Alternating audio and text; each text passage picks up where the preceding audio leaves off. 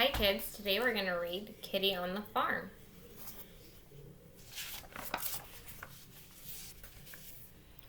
Once on a farm in the country there lived a little boy who was given a brand new kitty to be his very own. But she had no name and the little boy did not know what to call her. So he went to his mother and he asked, "Mother, what shall I call my kitty?" His mother was very busy making a cake and she gave the little boy the spoon to lick.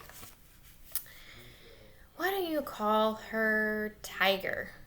"Oh no," said the little boy. "I can't call her Tiger. She's not that big." So he went to find his father. "Father," he asked, "what shall I call my kitty?" His father was very busy mending a fence, and he gave the little boy a hammer to hold while he put the board in place. "Why don't you call her Shoe Leather, because she's bound to be always underfoot?" "Oh no," cried the boy. "That name is too long." So he turned back to the house to find his grandfather. His grandfather was sitting on the porch and he wasn't busy at all. "Grandfather," asked the little boy, "what shall I call my kitty?" "Wait a jiffy until I get my thinking cap," said his grandfather.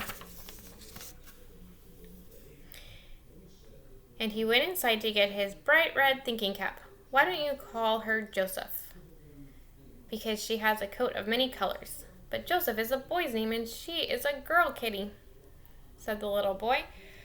The little boy wandered back down the path. "If my mother doesn't know and my father doesn't know and neither does my grandfather," the little boy said to himself, "perhaps I could find out from the animals on the farm." So he went to the stile and he climbed right over and he asked the cow who was nibbling at the clover, "Cow, what shall I call my kitty?" "Moo," lowed the cow, shaking her horn at a butterfly. "Moo, moo, moo, moo," said the little boy. "That's no name for a kitty."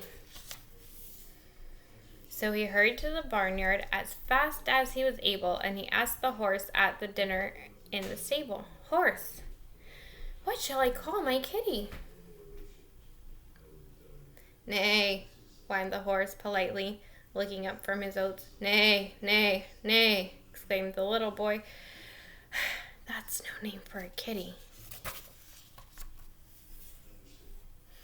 So he walked to the garden all alone, and he asked the dog, who was bearing a bone, "Dog, what shall I call my kitty?" The dog stopped scrapping for a minute. "Bow wow wow wow wow wow wow. Bow wow wow wow wow wow wow." "Indeed," cried the boy crossly. "That's no name at all for a kitty."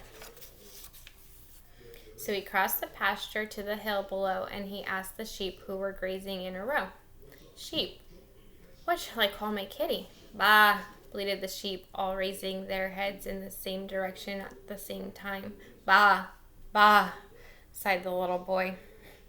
"I might have known. That is no name for a kitty."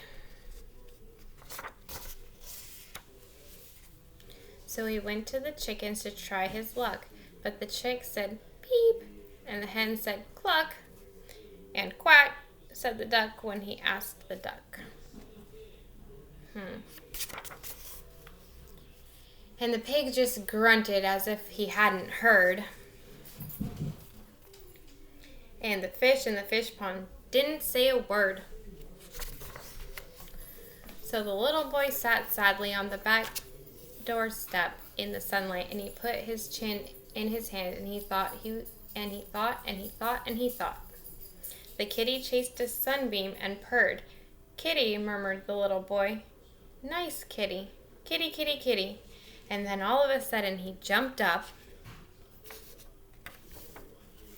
"I know," he shouted happily. "I know what I'll call my kitty. I'll call her Kitty." And he did. The end. Bye, kids.